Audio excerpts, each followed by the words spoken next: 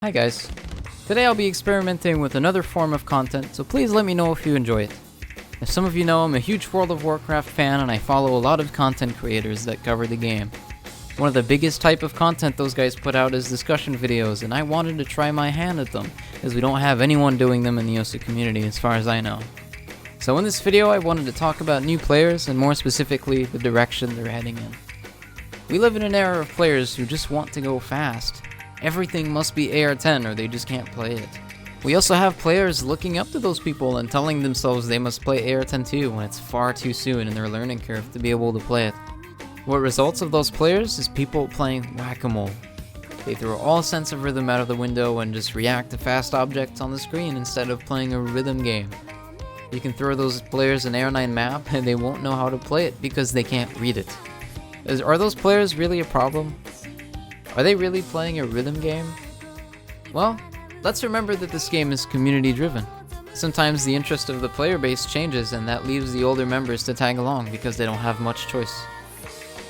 What if in 2 years the player base now consists of these people who only play AR-10? Remember when this map came out? Remember how the majority of the community absolutely hated it? Yet today, many of us now consider it to be one of the greatest maps ever made. I mean, 2 years ago, if you showed a mapper this map, and they would tell you it's bad, yet for whatever reason today, we like it, or at least some of us do. It happens all the time. A controversial map inspires other mappers to try the style and expand on it, and then it creates a chain reaction, and that results in that controversial mapping style being the new meta. Players are getting better, and so maps are getting harder and harder to fit their demands. And we will probably reach a point where AR-10 is the norm, and the players we will consider to be gods are the ones who are now playing whack-a-mole today. Who knows? Another kind of player in this era is the player who came after the introduction of Tom's PP system and only care about growing that number on their profile.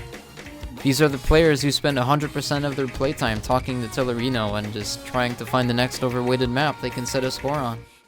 Generally, these players only end up playing DT or no mod at all.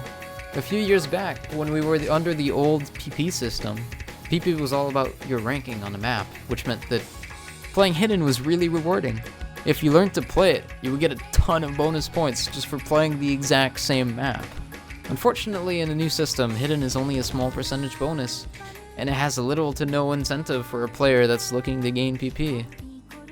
What I mean is, if a player has to choose between gaining PP by farming overweighted DT maps like Koigokuro, which is something that requires no particular learning effort, or play an AR-9 Insane with Hidden, a mod they've never really used by itself before and it requires them to learn how to read with it, they'll obviously choose the DT map over and over because it's the path of least resistance, the easiest option. We've seen more and more tournaments this year, and as someone who's been involved in most of them as a player or as a staff member, I've seen some really good players I never heard of a year ago, and they're not able to play Hidden on its own. These are 3-digit players who can shit out 300 PP plays left and right, but they can't FC anything with Hidden on its own. These players who only care about PP will eventually become the majority of the player base, if they aren't already, and you can already see the effects of it. Mappers creating maps with the sole purpose of abusing the flaws of the PP system just so most players play their maps because, as it is now, as good as a map is, if it's not rewarding to the average player will not play it.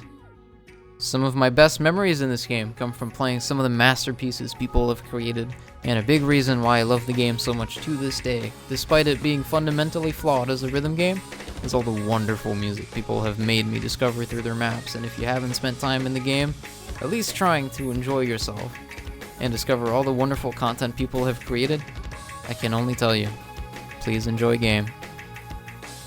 That's it for today. I hope you guys enjoyed, and I will see you guys next time.